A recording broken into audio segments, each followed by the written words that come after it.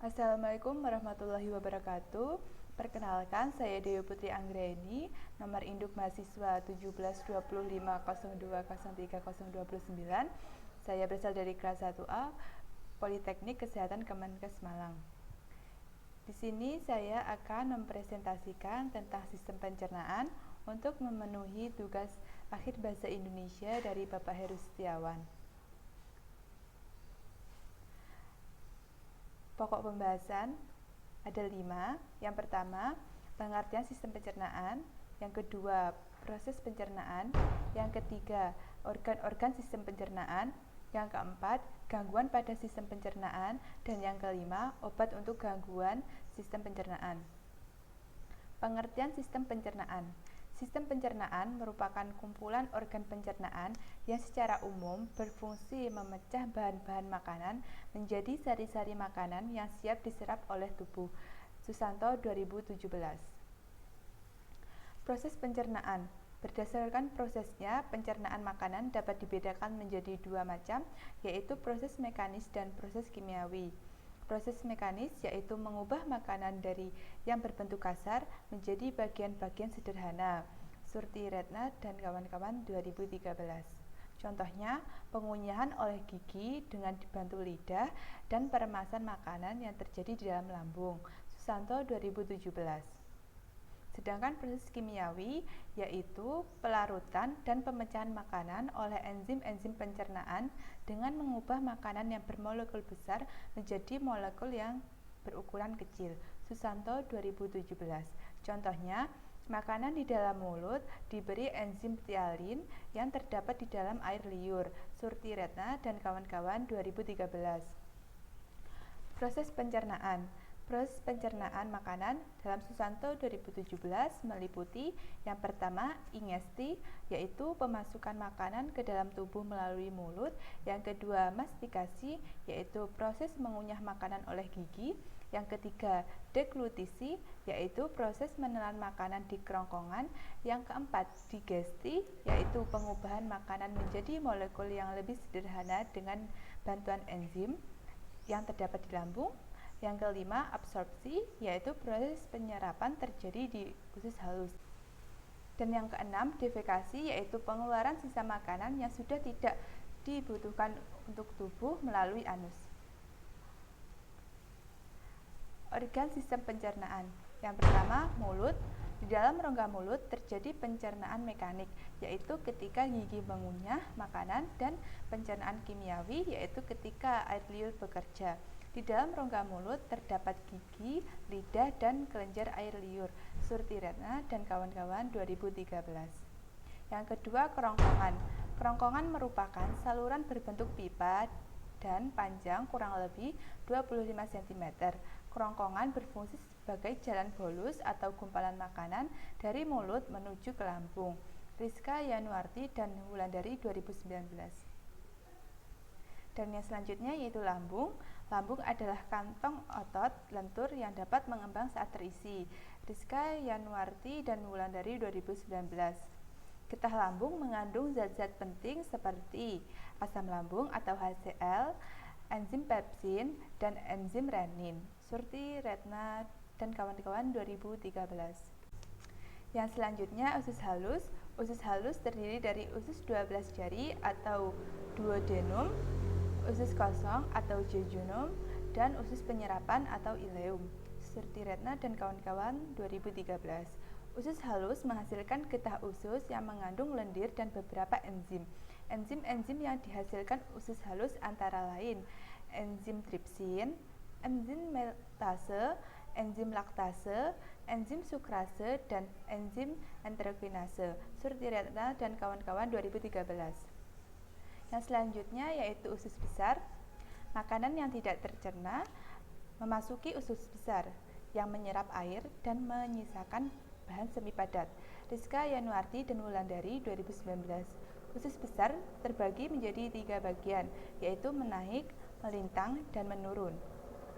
Surti Retna dan kawan-kawan 2013. Banyaknya bakteri yang terdapat di dalam usus besar berfungsi mencerna beberapa bahan dan membantu penyerapan zat-zat gizi. Hamim 2019. Dan yang selanjutnya yaitu anus. Anus terdiri dari dua lapis otot, yaitu otot polos dan otot lurik. Kedua otot tersebut bekerja sama untuk mengeluarkan feses dalam proses defekasi. Rizka Yanuarti dan Wulandari 2019. Organ sistem pencernaan yang selanjutnya yaitu hati. Sel-sel hati menghasilkan getah empedu yang mengandung kolesterol, asam folik, garam empedu, lecitin, bilirubin, dan elektrolit. Getah empedu akan dikeluarkan ke usus 12 jari yang berfungsi atau memecah lemak menjadi butiran-butiran yang lebih halus. Rizka Yanuarti dan Wulandari 2019. Yang selanjutnya yaitu pankreas. Pankreas merupakan kelenjar berwarna keputihan yang berhubungan dengan usus 12 jari. Sel-sel kelenjar dalam pankreas menghasilkan getah pankreas. Getah pankreas mengandung zat-zat seperti natrium bikarbonat, enzim amilase, enzim tripsin, dan enzim lipase. Rizka Yanuarti dan Wulandari 2019. Yang selanjutnya yaitu gangguan pada sistem pencernaan. Gangguan yang pertama yaitu diare. Diare adalah keadaan sering buang air besar dan tinja berbentuk cair. Gejala diare adalah buang air besar berulang kali disertai banyaknya cairan yang keluar, kadang-kadang dengan mulas dan berlendir atau berdarah. Rangsangan dapat disebabkan oleh infeksi oleh bakteri patogen, misalnya bakteri E. coli, infeksi oleh kuman tipes dan kolera, infeksi oleh virus, akibat dari penyakit cacing, keracunan, makanan dan minuman, dan lain-lain. Lestari 2016. Yang selanjutnya yaitu disentri. Disentri adalah penyakit yang menyerang usus yang diakibatkan infeksi kuman atau bakteri atau amuba sehingga usus meradang. Gejala disentri yaitu sakit perut, diare, kadang-kadang berdarah dan berlendir. Surti Retna dan kawan-kawan 2013. Yang selanjutnya yaitu MAH. MAH juga disebut tukak lambung atau luka pada lambung. Penyakit ini menyerang lambung atau usus 12 jari. Gejala MAH yaitu mual, kembung, muntah-muntah, kurang nafsu makan, dan lain-lain. Penyebab MAH yaitu bakteri Helicobacter pylori atau pemakaian sejenis obat anti radang. Surti Retna dan kawan-kawan 2013. Gangguan pada sistem pencernaan yang selanjutnya yaitu demam tifoid, yaitu penyakit serius yang disebabkan oleh bakteri Salmonella typhi. Bakteri ini ditularkan terutama melalui air atau makanan yang tercemar. Gejala demam tifoid adalah demam, khususnya pada malam hari, sakit kepala, sakit perut, lidah terasa pahit sehingga tidak ada nafsu makan. Surti Retna dan kawan-kawan 2013. Gangguan yang selanjutnya yaitu sembelit, yaitu penyakit susah buang air besar atau buang air besar secara lambat. Sembelit disebabkan oleh penyerapan air di usus besar yang berlebihan sehingga menyebabkan feses menjadi kering dan keras. Surti Retna dan kawan-kawan tahun 2013. Gangguan yang selanjutnya yaitu radang usus buntu. Radang usus buntu adalah penyakit yang terjadi karena adanya infeksi pada usus buntu. Gejala radang usus buntu yaitu sakit pada perut sebelah kanan bawah. Radang ini terjadi jika lubang pada usus buntu dan usus besar menaik, tersumbat, lalu tertutup. Surti Retna dan kawan-kawan 2013. Dan gangguan yang selanjutnya yaitu kanker usus. Kanker kolon atau kanker usus besar adalah suatu pertumbuhan tumor yang bersifat ganas dan merusak sel DNA dan jaringan sehat di sekitar kolon atau usus besar. Gejala umum kanker kolon yaitu berat badan menurun tanpa sebab yang jelas, kelelahan yang tidak jelas sebabnya, dan hilangnya nafsu makan, dan lain-lain. Susanto 2017. Pembahasan selanjutnya yaitu mengenai obat untuk gangguan sistem pencernaan. Yang pertama, obat anti diare. Anti diare adalah obat yang digunakan untuk mengobati penyakit yang disebabkan oleh bakteri, kuman, virus, cacing, atau keracunan makanan. Obat diare dalam Lestari 2016 terdiri atas yang pertama adsorben. untuk menyerap racun, misalnya kaolin. Yang kedua, antimotilitas untuk menekan peristaltik usus, misalnya loperamid hidroksida. Yang ketiga, adstriggen untuk menciutkan selaput usus, misalnya tanin. Yang keempat, pelindung untuk melindungi selaput lendir usus yang terluka, misalnya mucilage.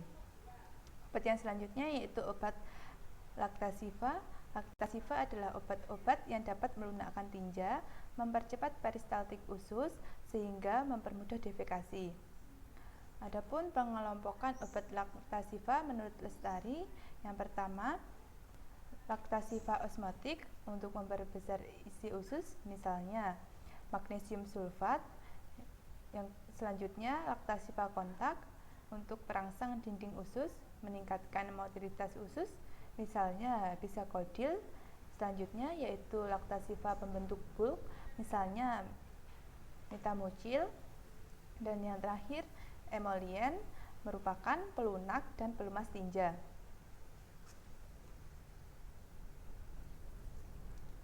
Untuk obat gangguan sistem pencernaan selanjutnya yaitu antiemetik. Untuk klasifikasinya dalam Lestari dibagi menjadi 4. Yang pertama, golongan antihistamin, contohnya hidroksizin untuk mual dan muntah pasca operasi vertigo. Selanjutnya itu golongan antikolinergik, contohnya skopolamin untuk mabuk perjalanan. Selanjutnya golongan fenotiazin, contoh obatnya klorpromazin untuk psikosis dan mengobati muntah. Dan yang terakhir golongan kanabinoid, contoh obatnya dronabinol untuk mual dan muntah akibat kemoterapi. Dan obat selanjutnya yaitu obat anti tukak dalam Lestari 2016. Adapun golongan obat anti tukak yaitu yang pertama tranquilizer, yang kedua antikolinergik, yang ketiga antacid, yang keempat penghambat histamin 2, yang kelima inhibitor pepsin. Adapun daftar pustaka yang saya gunakan, yang pertama yaitu Davis Patricia et al. Biology Matters Volume 7 The Human Body in Rizka Yanuarti dan Wulandari Sistem Pencernaan Manusia 2019 Bandung PT Pakar Raya. Selanjutnya Lestari Siti 2016 Farmakologi dalam Keperawatan Jakarta Kementerian Kesehatan Republik Indonesia. Yang selanjutnya Hamim 2019 Sistem Pencernaan Semarang Alprin. Selanjutnya Surtiretna Nina dan kawan-kawan 2013 Mengenal Sistem Pencernaan Bandung PT Dunia Pustaka Jaya. Yang selanjutnya Susanto Budiman Eko 2017 Sistem Pencernaan Makanan pada Tubuh Manusia Yogyakarta Relasi Inti Media.